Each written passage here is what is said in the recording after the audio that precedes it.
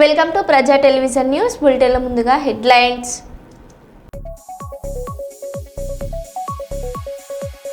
Deputy CM పట్టి విక్రమార్క ఇంట్లో పెళ్లి సందడి.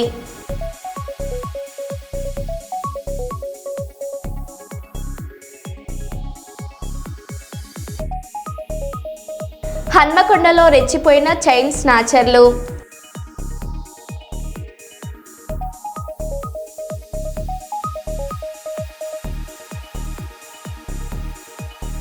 బాచుపల్లిలో జరిగిన అగ్ని ప్రమాదంను పరిశీలించిన మల్కాజ్గిరి పార్లమెంట్ సభ్యులు ఈటెల రాజేందర్.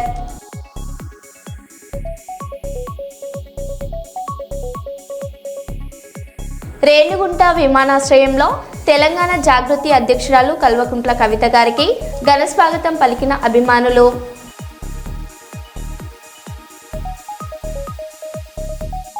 జన ఔషధి కేంద్రాన్ని ప్రారంభించిన ఉప్పల్ ఎమ్మెల్యే బండారి లక్ష్మారెడ్డి.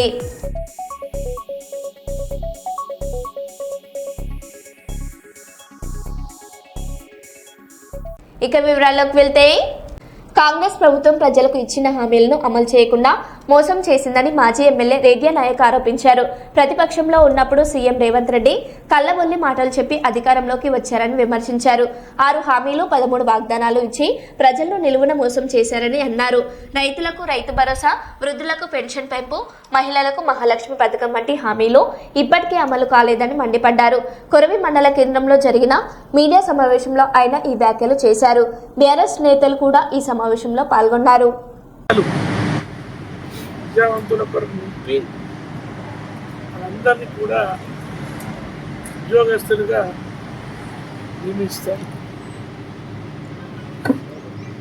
మిగిలిన వాళ్ళందరికీ నెలకు 4,000 భృతి ఇస్తాం.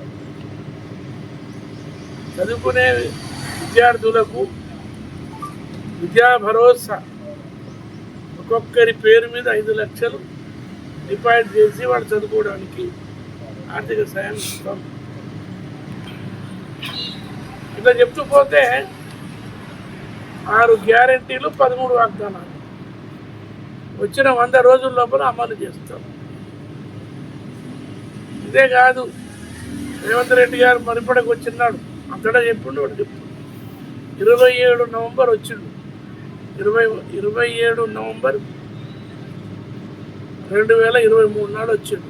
మీటింగ్లో ఏమన్నాడు, ఇంకా 12 రోజులే ఉంది, నేను ముఖ్యమంత్రిగా ప్రమాణ స్వీకారం చేస్తున్నా, డిసెంబర్ 9 నాడు.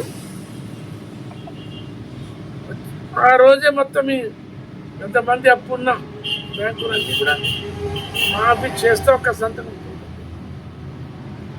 ఇలా చెప్తే 420 హామీలు చెప్తే ఇస్తే ఇవన్నీ కూడా విన్న తర్వాత మనిషికో వాగ్దానం, మనిషికో వాగ్దానం, సంఘంలో ఉన్న ప్రతి మనిషికో వాగ్దానం, సమాజంలో ఉన్న ప్రతి వ్యక్తికో వాగ్దానం ఇచ్చిండు. దానికి ఆశపడి ప్రజలు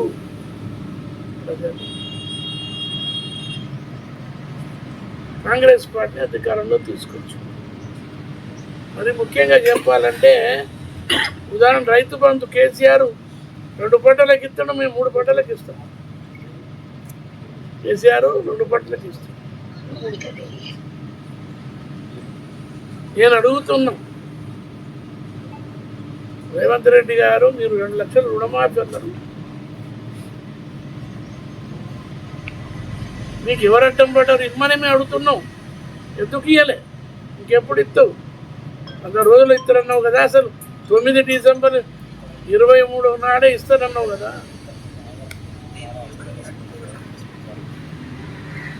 3 పంటలకు ఇస్తారన్నావు కదా రైతు బంధు.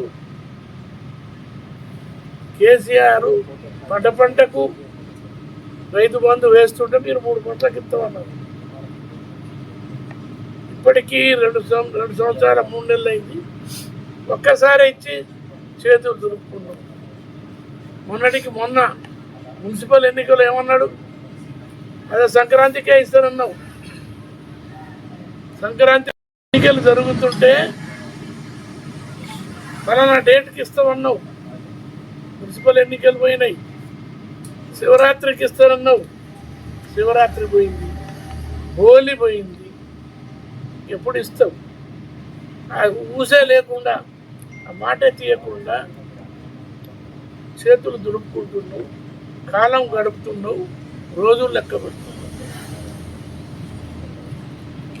పాపం రైతులు వేసంగి నాటేసుకున్నారు. రేవంత్ రెడ్డి ఇస్తే యూరియా తెచ్చుకుందాం, పై మందులు తెచ్చుకుందాం, మంచిగా పెట్టుబడి పెట్టి పంట పండించుకుందాం అంటే నీ రైతు బంధు ఊసే లేకుండా పోయింది. ఇంకెప్పుడు ఇస్తాం? ఎందుకు ఇవ్వడం లేదు? పోయిన బోనస్ ఇస్తారన్నావు, పోయిన యాసంగి ఇస్తారన్నావు, ఇయ్యలే. ఈ యాసంగి ఇంకా వానకాలం ఇంకా కొంతమందికి పడలే బోనస్, అది ఎప్పుడు ఇస్తాం? అడుగుతున్నాం, చెప్పాలా జవాబు? బురదలో రాయేసి దాటిపోవడం అన్న నీ పని. ఆ బురద అట్టనే ఉండాలన్నా ఇప్పుడు.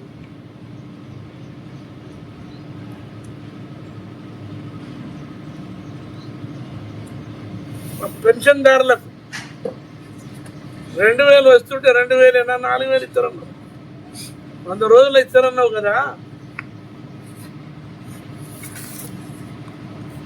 900 రోజులు కావస్తుంది, ఇంకెప్పుడు ఇస్తావు? కనీసం ఈ బడ్జెట్లోనైనా పెడతావా? రేపు 16వ తారీఖు బడ్జెట్ ఉంది. 19-20 ఉగాది తెల్లారి నుంచి ఏదో బడ్జెట్ పెడతారు, బిల్లు పెడతారు అంటున్నారు. కనీసం ఈ బడ్జెట్ అయినా పెడతారా? పెట్టామని మేము డిమాండ్ చేస్తున్నాం. మహిళలకు కూడా ఈ బడ్జెట్లో పెట్టు, వాళ్ళంతా ఎదురు చూస్తున్నారు నీకు ఓటేసి. అధికారం అప్పచెప్పి ప్రజలంతా మీకు ఓటేసి మీరు జలసాలు చేసుకోండి, బ్రహ్మాండంగా మీరు సంతోషంగా ఉండండి, మమ్మల్ని మాత్రం వదిలేమని చెప్పారా మీకు? మీరు మాత్రం మంచి లాలసత్వంతో మీరు రోజులు గడుపుకుంటున్నారు. ఓటేసి గెలిపించిన పబ్లిక్ మర్చిపోయింది. కనీసం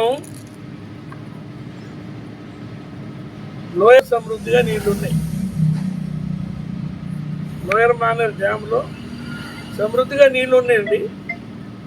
పొలాలు ఎండిపోతున్నాయి, కొన్ని కాలువల నిండా నీళ్ళు ఇచ్చి చెర్లు నింపవచ్చు కదా, కుంటలు నింపవచ్చు కదా. ఆకేరు నది ఎండిపోతానికి వచ్చేసింది, ఎన్నో పొలాలు వదిలేస్తున్నాం.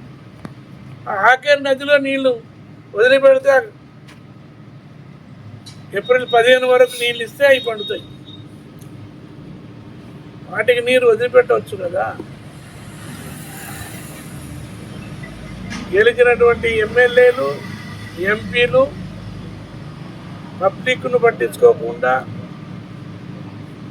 రైతులను పట్టించుకోకుండా, కూలీలకు 8 నెలలకు 1000 రూపాయలు 12,000 ఇస్తూ ఉన్నారు. కనీసం కూలీలకు ఈ బడ్జెట్లో పెట్టండి. కూలీలు వాళ్ళు అక్కడే కూలీలు. మీకు ఓటేసి ఆటో వాళ్ళు అయితే మీకు ఓటేసి ఊరు తిరిగి ప్రచారం చేసి వాళ్ళకైనా ఇవ్వచ్చు కదా. కాంగ్రెస్ ఆఫీస్పై దాడి చేసిన బీజేపీ గుండాలను వెంటనే అరెస్ట్ చేయాలి అని సీనియర్ నేత సుధాకర్ బాబు కోరారు. 130 ఏళ్ల చరిత్ర ఒక్క కాంగ్రెస్ పార్టీకి ఉందని, కాంగ్రెస్ పార్టీ కార్యాలయంపై దాడికి పాల్పడిన బీజేపీ నాయకులపై పోలీసులు కేసులు నమోదు చేయకపోతే వారిని అరెస్ట్ చేసే వరకు కోర్టులో ప్రైవేట్ కేసు వేస్తామని సుధాకర్ బాబు హెచ్చరించారు. పోలీసులు రాజకీయ నాయకుల మాటలు వింటే నష్టపోయేది పోలీసులేనన్న చట్టం ఎవరికి చుట్టం కాదని, అన్యాయం జరిగిన వారికి న్యాయం చేయాల్సిన బాధ్యత లా అండ్ ఆర్డర్ పై ఉందని కాంగ్రెస్ సీనియర్ నేత సుధాకర్ బాబు తెలిపారు.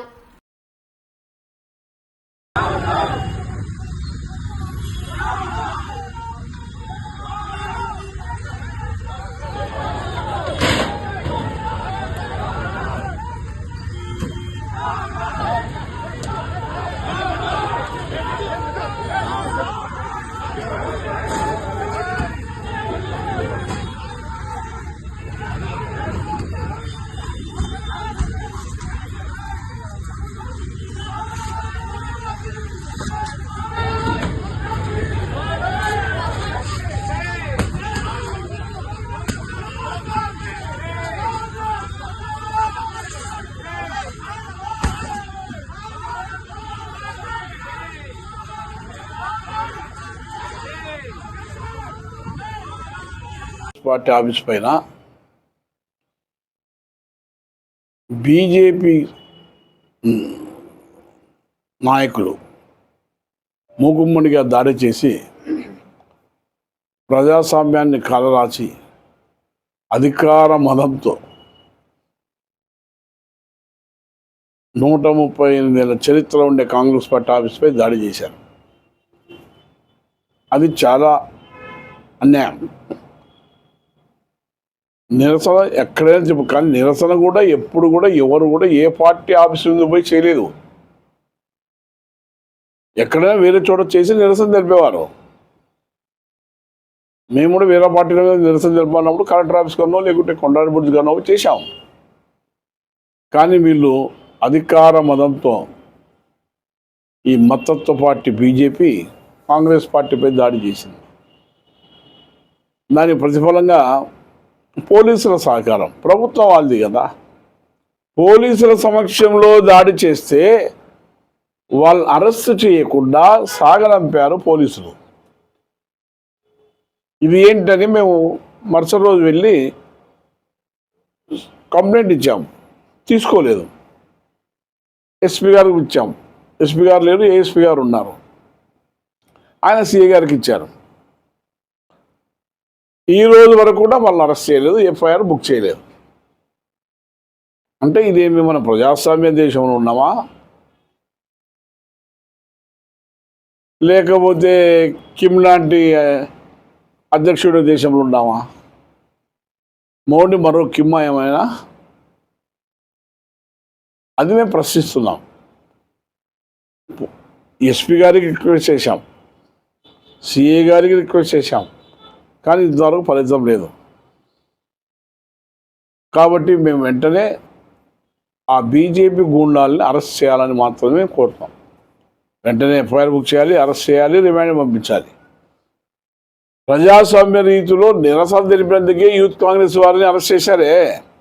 వేరే రాష్ట్ర హిమాచల్ ప్రదేశ్లో ఉండే యూత్ కాంగ్రెస్ నాయకుడిని పోయి బలవంతంగా ఎత్తుకొచ్చి ఏదో ఒక పెద్ద టెర్రరిస్ట్ పట్టుకొచ్చి అరెస్ట్ చేసి రిమాండ్ చేశారు. వాళ్ళ నిరసన తెలిపినందుకే అరెస్ట్ చేస్తే, దాడి చేసి ఇనుపగేటు విరగొట్టి ఫ్లెక్సీలు చింపి తగలబెడితే వాళ్ళు ఎందుకు అరెస్ట్ చేయారండి? అంటే ఏం కనబడదా కళ్ళకి ఈ పోలీసులకి? 4 ఏళ్ల క్రితం టీడీపీ ఆఫీస్పై విజయవాడలో దాడి జరిగితే అప్పుడు కేసు అయింది, అన్నీ అయినాయి, ఓకే. ఆ ప్రభుత్వం, ఈ టీడీపీ ప్రభుత్వం వచ్చిన తర్వాత 4 ఏళ్ల తర్వాత వాళ్ళు కంప్లైంట్ చేసి ఆ కేసుని అరెస్ట్ చేసినందరినీ. అంటే మీ ఆఫీస్పై దాడి చేసి 4 ఏళ్ళైనా 10 ఏళ్ళైనా అరెస్ట్ చేస్తారు, కాంగ్రెస్ ఆఫీస్పై దాడి చేసి అరెస్ట్ చేయరా? ఏమండి చంద్రబాబు గారు, ఇది న్యాయమా? మీరు ఏమైనా నేర్పిస్తున్నారా ఇతరులకి? కాబట్టి ఈ కూటమి ప్రభుత్వం బాధ్యత తీసుకోవాలి. నర్సంపేట మున్సిపాలిటీ మాజీ కౌన్సిలర్ బీఆర్ఎస్ సీనియర్ నాయకుడు మండల శ్రీనివాస్ జన్మదిన వేడుకలు ఘనంగా నిర్వహించారు. ఈ కార్యక్రమానికి మాజీ ఎమ్మెల్యే పెద్ది సుదర్శన్ రెడ్డి ముఖ్య అతిథిగా హాజరై కేక్ కట్ చేయించి శుభాకాంక్షలు తెలిపారు. ఆయన ఈ సందర్భంగా మాట్లాడుతూ మండల శ్రీనివాస్ పార్టీ బలోపేతానికి కృషి చేస్తున్నారని, భవిష్యత్తులో మరిన్ని ఉన్నత పదవులు చేపట్టాలని ఆకాంక్షించారు. ఈ కార్యక్రమంలో పలువురు బీఆర్ఎస్ నాయకులు, కార్యకర్తలు పాల్గొన్నారు.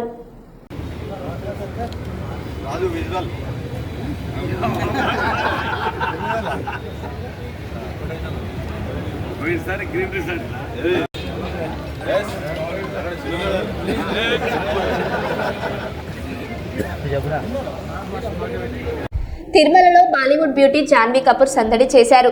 శ్రీవారిపై తనకున్న భక్తిని చాటుకుంటూ అల్పిరి మెట్ల మార్గం ద్వారా ఆమె కాలినడకన తిరుమల కొండపైకి వెళ్లారు. సాధారణ దుస్తుల్లో ఎంతో నిరాడంబరంగా కనిపిస్తూ తన స్నేహితులతో కలిసి మెట్లు ఎక్కుతున్న జాన్వీని చూసి భక్తులు ఆశ్చర్యపోయారు. ఈ రోజు ఉదయం ఆమె స్వామివారిని దర్శించుకున్నారు.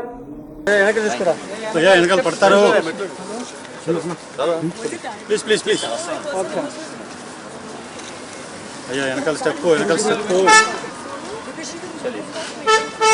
సార్. Thank you, Anna. हो गया. Thank you, Anna. Please request है, humble है. అయిపోయింది లాస్ట్. అయిపోయింది థ్యాంక్ యూ చెప్తా అయిపోయింది నా బాగా మీరే వచ్చేస్తున్నారు మీరే వచ్చేస్తున్నారు ఓ పక్కకు ఉంటే చాలు వెళ్ళిపోతాం మేము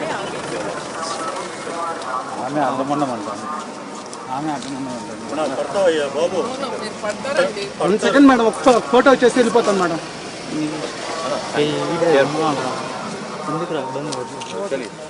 అలా పీకారు వెనకాల వచ్చే సాయి వెనకాల సైడ్కి రా వెనకాల వస్తే తగులుకుంటారు కాలు తగులుకుంటారు సాయి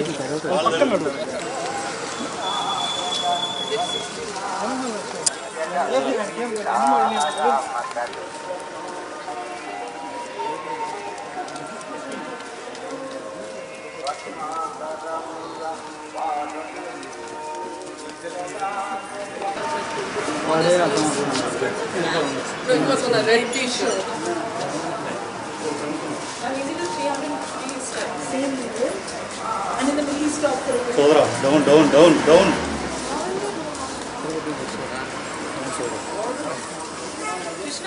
ఓకే హాయ్ అమర పెద్దపల్లి జిల్లా గోదావరిఖనిలో బార్ అసోసియేషన్ ఆధ్వర్యంలో చేపట్టిన రిలే నిరాహార దీక్ష 2వ రోజుకు చేరింది.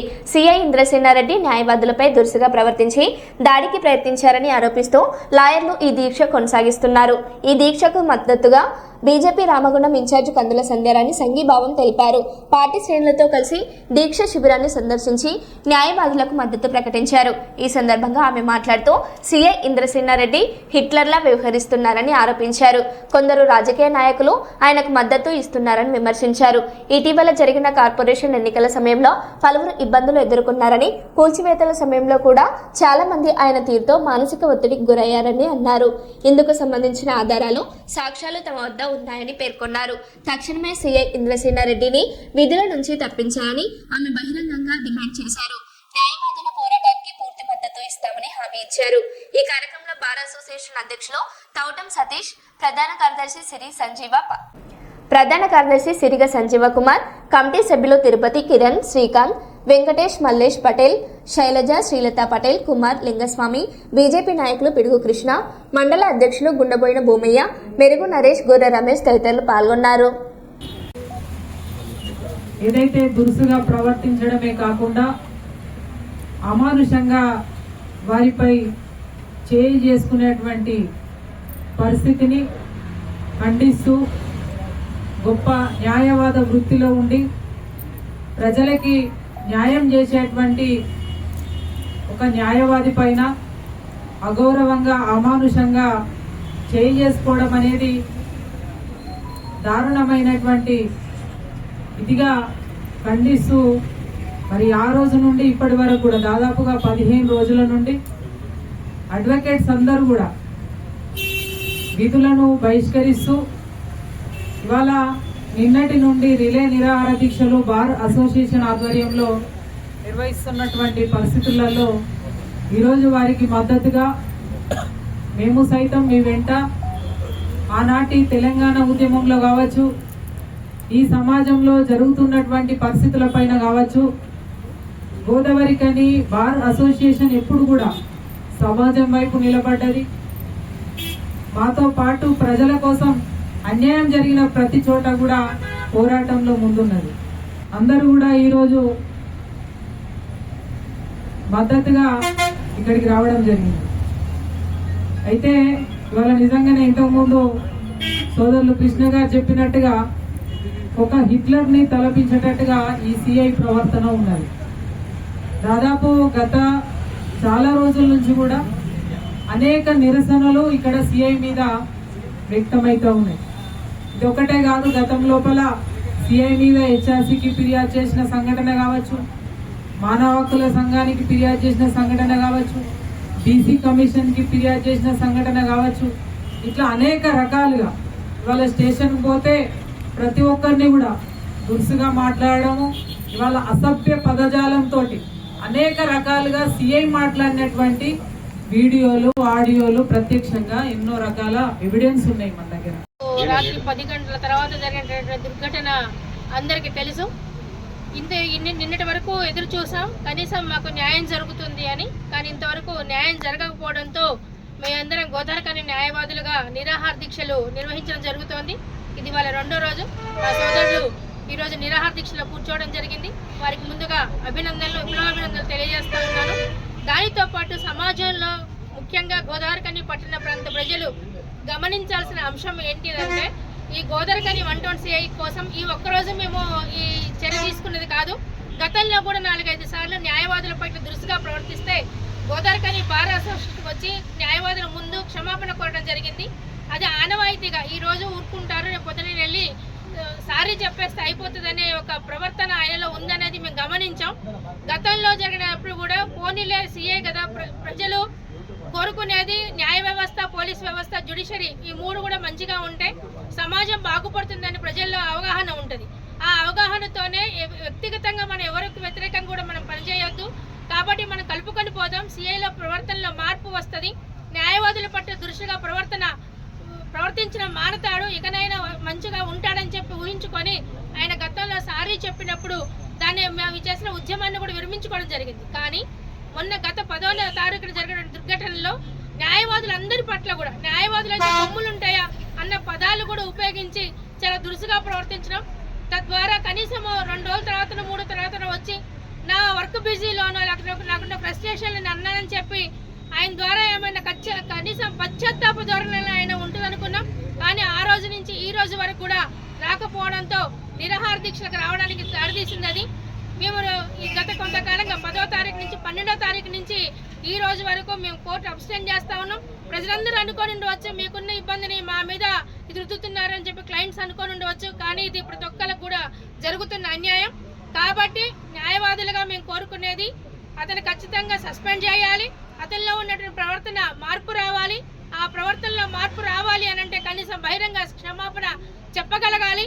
అది కూడా ఆయనలో పశ్చాత్తాప ధోరణి కూడా ఆయనలో కనిపించడం లేదు నేటి వరకు. కాబట్టి పై అధికారులకి మేము విన్నపం చేసేది, గోదావరికని బార్ అసోసియేషన్ న్యాయవాదులుగా విన్నపం చేసేది, గోదావరికి ప్రజల్లో మమేకమైన న్యాయవాదులుగా మేము డిమాండ్ చేసేది, ఆయనలో ప్రవర్తనలో ఎటువంటి మార్పు లేదు. గత కొంతకాలంగా అనేక చోట్ల అనేక వేదికల పైన అనేక ఫిర్యాదులు 1 CI పైన వస్తూ ఉన్నాయి. వాటన్నిటిని కూడా దృష్టిలో పెట్టుకొని ఆయనకు తగిన బుద్ధి చెప్పాలి అని చెప్పి పై అధికారులు కూడా డిమాండ్ చేస్తూ ఉన్నాం. మా డిమాండ్లు సఫలీకృతం అయ్యే వరకు ఈ నిరాహార దీక్షలు జరుగుతూ ఉంటాయి. అందుకు గోదావరికని ప్రాంత ప్రజలు, ప్రజా సంఘాలు, అనేక పార్టీలు, అందరూ మీడియా మిత్రులు అందరూ కూడా మాకు సహకరించవలసిందిగా కోరుతా ఉన్నాం. వర్ధిల్లాలి న్యాయవాదుల ప్రజా సామర్లకోటలో ఖాళీ ఇంటికి 1.99 కోట్ల కరెంటు బిల్లు. సామర్లకోట టీడ్కో కాలనీకి చెందిన దాసరి దుర్గకు విద్యుత్ షాక్ భారీ బిల్లుతో షాక్ ఇచ్చింది.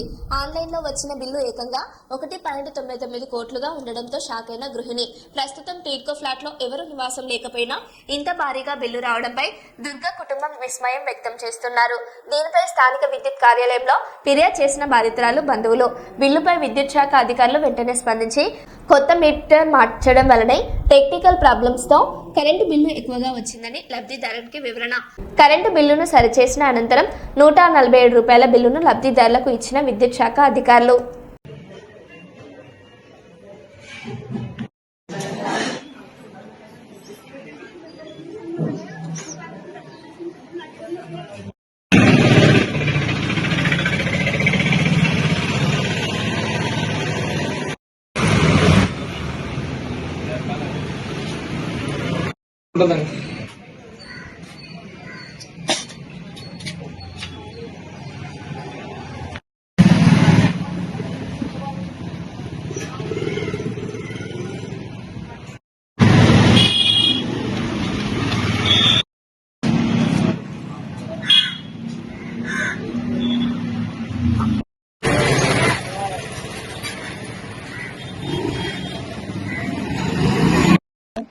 మాకు టిట్కో ఫ్లాట్ లో ఫ్లాట్ ఉందండి, మా అత్తగారి పేరు మీద, దాసరి దుర్గ, సామర్లకోట. అయితే ఇవాళ పొద్దున్న 7 గంటలకి కరెంట్ బిల్ మెసేజ్ వచ్చిందండి నాకు. ఏటని చూస్తే అది దగ్గరగా 2 కోట్లు ఉందండి. 2 కోట్లు ఉందని చెప్పి చూసుకుని అక్కడికి వెళ్ళి వస్తే వాళ్ళమ్మ పక్క వాళ్ళని అడిగితే, లేదమ్మా మనం మీటర్ మార్చారు కదా, మీకు కరెంట్ బిల్ ఇవ్వరు, ఫోన్కి మెసేజ్ వస్తుందని చెప్పారండి. అయితే డైరెక్ట్ పొద్దున్న వెళ్ళి అధికారులకి మన కరెంట్ ఆఫీస్ లో కంప్లైంట్ పెట్టానండి. దాని వెంటనే కంప్లైంట్ తీసుకొని ఇందాక చాలా ఫాస్ట్ గా కంప్లైంట్ క్లియర్ చేసి నాకు రూపాయలు ప్రస్తుతానికి బిల్లు ఇచ్చారండి. 2 కోట్లు కూడా మాది క్లియర్ చేశారండి. క్లియర్ చేసి ఇందాక వచ్చి ఏఓ గారు వచ్చి 147 రూపాయలు బిల్లు ఇచ్చారండి ప్రస్తుతానికి. ఎందుకు వచ్చిందంటే అలాగా మేము అడిగాను ఎందుకు వచ్చిందని చెప్పేసి, అడిగితే ఆన్లైన్ ఏదో నెంబర్ తేడా కొట్టారంటండి, అందువల్ల అది బిల్లు వచ్చిందంటే అండి. మేము అసలు ఎలా ఉండలేదండి, ఉండి వాళ్ళం ఇంచుమించు సంవత్సరం అయిపోయింది ఖాళీ చేసి మేము అడిగి వెళ్ళమంట.